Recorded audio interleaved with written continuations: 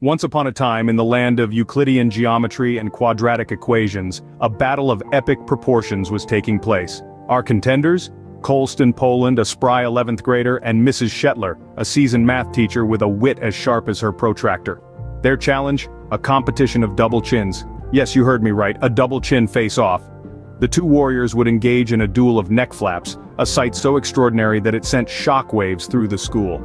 It was a spectacle to behold as their necks collided, creating a seismic event that could rival the Richter scale.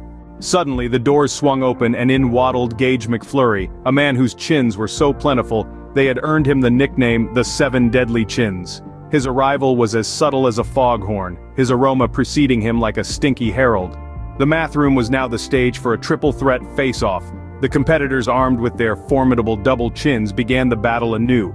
But then, out of nowhere, Colston Poland whipped out his secret weapon. It was quite unexpected. Not a gargantuan chin as one might expect, but a rather unassuming one. It was so small, in fact, that it left Ashton Shetler and Gage McFlurry in a state of stunned silence. But before they could recover, Gage McFlurry, perhaps driven by hunger or maybe just sheer surprise, swallowed Colston whole as if he was a light snack. But the battle was far from over.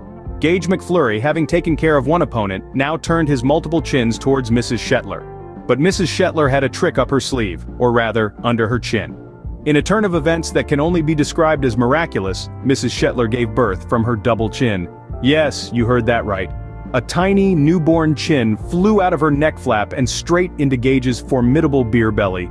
The impact was enough to knock the seven deadly chins off his feet and out of the competition. And so, the battle of the ages came to a surprising end. Mrs. Shetler, the math teacher with a wit as sharp as her protractor and a double chin as powerful as a cannon, was declared the victor.